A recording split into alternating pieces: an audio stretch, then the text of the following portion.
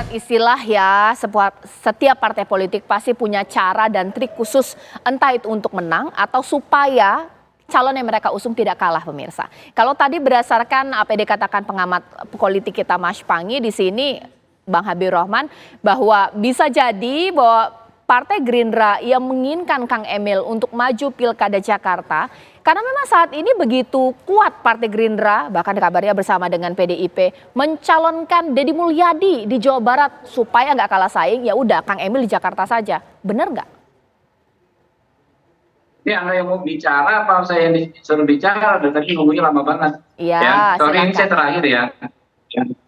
Jadi gini, pilkada itu ada di 34 provinsi, ada sekian puluh kabupaten. Kami ya tentu di sekian ratus kabupaten. Kami secara naluriah tentu mendorong masing-masing partai kadernya bisa maju dan menang. Ya.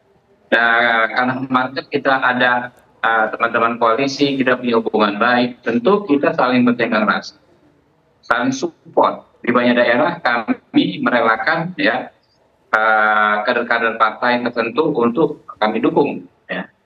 Begitu juga di daerah lain kami yang didukung. Jadi ini semuanya pendekatan berdasarkan hubungan baik.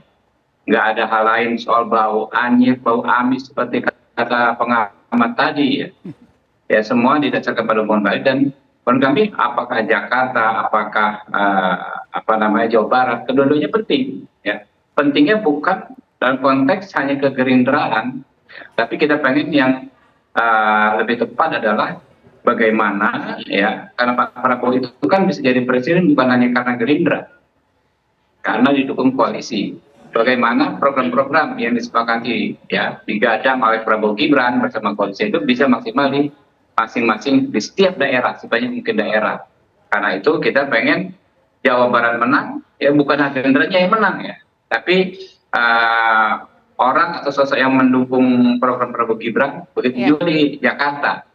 Jadi yang begini-beginian basisnya, dasarnya adalah hubungan baik. Nggak mungkin kami mensiasati, nggak mungkin kami memaksa juga. Ya, Pak Ridwan Kamil ya soal maju di Jakarta kan bukan baru. Sejak zaman kampanye Prabowo Gibran, saya pernah bertemu, ya ngobrol sebentar, ya Pak Ridwan Kamil. Beliau mengatakan saya ya sepertinya akan mendapat tugas di Jakarta. Yang saya tangkap tentu terkait pilgub. Saya bilang, oh bagus, saya siap-siap dukung di Jakarta Timur dapil saya. Jadi yang seperti ini ya menurut saya jangan juga sampai merusak komunikasi dan hubungan baik di antara kita. Jangan pula teman-teman media apalagi ya mendorong membuat narasi seolah-olah ini bisa merusak hubungan baik tersebut. Kami santai saja ya Mbak Caca ya, nggak dapat Jawa Barat bukan kiamat buat Pak Prabowo, buat Gerindra ya, nggak dapat Jakarta juga bukan kiamat bagi kami. Oke, dan itu cukup, saya mohon izin ini saya rapat lagi. Terima kasih Mas Habib. Ini mungkin saya tanyakan kepada Bang Nurdin Halid. Saya tidak mensiasati, tapi apakah kita percaya dengan itu? Mengingat anything happen di politik ya, semua orang punya kepentingan masing-masing, Bang Nurdin. Kami di Partai Golkar bisa memahami pikiran-pikiran, saran, masukan dari PAN, dari Gerindra, ya, dan kita berterima kasih dan sangat menghormati karena di Koalisi Indonesia Maju ini memang ada kebersamaan yang tinggi. Ya. Tetapi kemudian tentu kita berpikir pertimbangan kepentingan nasional. Bagaimana ada sinergitas antara pemerintahan pusat dengan pemerintah daerah. Tapi di satu sisi juga tentu ada subjektivitas partai. Nah oleh karena itu nanti kita terima kasih kepada dapilnya Pak Habibur Rahman itu karena konstituennya mendukung. Nanti kita lihat di dalam survei, Partai Golkar itu mekanismenya pertama kita survei.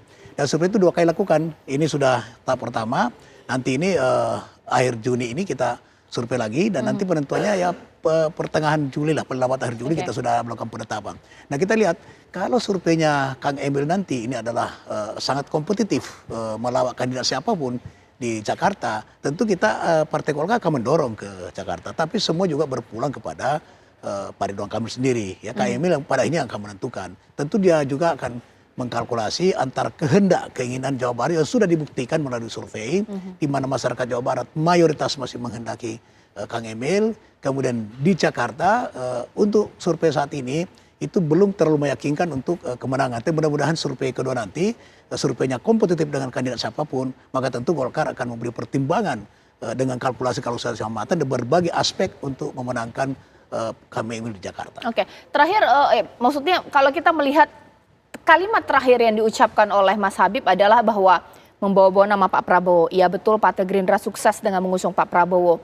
Kita nggak kiamat kalau nggak dapat Jawa Barat bahkan juga Jakarta. Apakah ini menandakan bahwa Gerindra punya kuncian untuk berbagai macam pilkada di daerah Indonesia, bahwa kalau nggak gabung sama kita, tapi kita yang mengusung presiden, ini seperti apa? Kita punya janji-janji yang harus didukung oleh para kepala-kepala daerah yang nanti memenangkan pilkada. Tapi tetap memang gini, Jakarta tetap menjadi kuncian ya. Jawa Tengah, Jawa Barat, Jawa Timur, DKI, Banten itu kan kunci.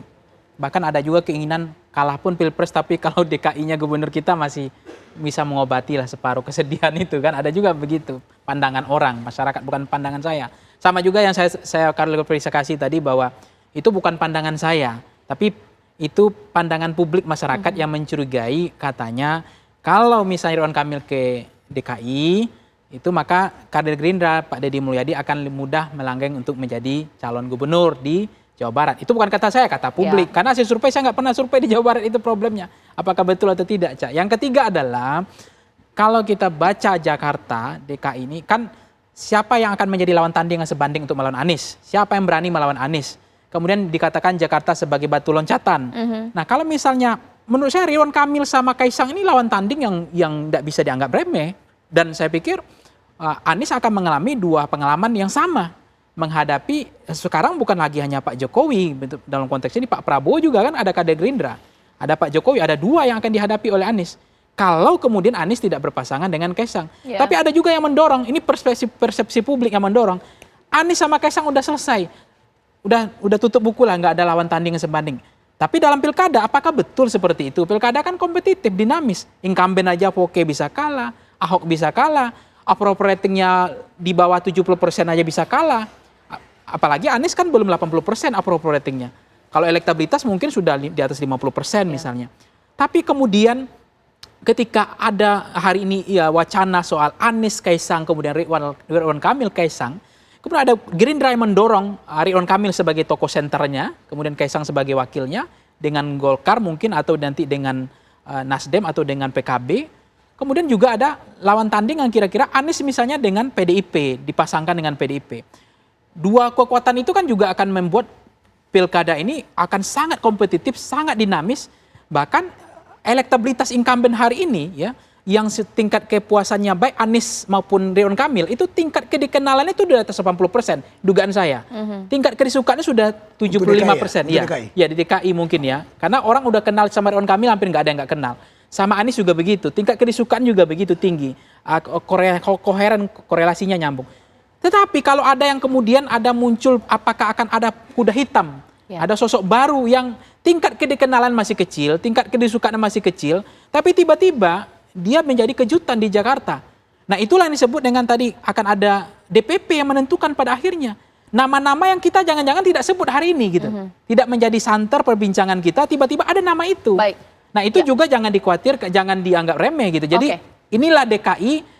Demografi respondennya juga lucu, tingkat pendidikannya tinggi, pengetahuan pendidikan politiknya juga bagus, pemilihnya rasional. Bang Nurdin, selain Ridwan Kamil, sebenarnya adakah sosok lain yang kemudian juga punya kans dicalonkan, entah untuk Jawa Barat atau juga Jakarta? Kalau untuk Jakarta, memang kita ada 3 kader Golkar yang potensial yang diberikan surat tugas, yaitu Kang Emil sendiri, kemudian Mas Saki, Ketua Golkar DKI, dan Erwin Aksa. Yang kemarin terpilih sebagai anggota DPR dengan suara yang sangat signifikan, hampir 200.000 suara, yaitu Erwin Aksa. Jadi ada 3 kandidat yang kita, untuk Jawa Barat memang kita harus tahu bahwa belum ada kader Golkar yang terpopuler, yang elektabilitasnya sangat tinggi dibanding dengan Ridwan Kamil. Itu belum kita melihat ada kader yang bisa bersaing seperti Ridwan Kamil untuk di Jawa Barat. Tapi untuk DKI ya kita ada 3. Baik, sesaat lagi nanti kita akan bertanya juga kepada narasumber, seberapa percaya diri sih Partai Golkar untuk mengusung Kang Emil di Jakarta,